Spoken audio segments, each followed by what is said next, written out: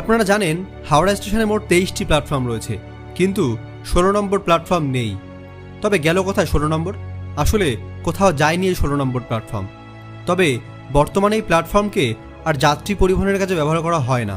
16 নম্বর প্ল্যাটফর্মের জায়গাতে রয়েছে পণ্য পরিবহনের জন্য একটি ডেডিকেটেড লাইন, যে লাইনকে জিরো লাইন বলে অভিহিত করা হয়। 1854 সালের 15ই আগস্ট এই জিরো লাইন বা 16 নম্বর প্ল্যাটফর্ম থেকেই হাওড়া জংশনের প্রথম ট্রেন রওনা দিয়েছিল হুগলির উদ্দেশ্যে। সকাল 8:30 নাগাদ ট্রেনটি রওনা দিয়েছিল।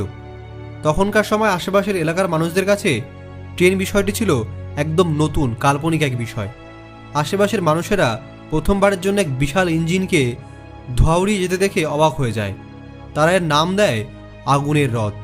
অনেকে দাবি করে যে এই রথে করে 6 দিনের পথ মাত্র 6 ঘন্টায় পৌঁছানো সম্ভব, এবং এই রথে চললে নাকি মানুষের আয়ু কমে যাবে।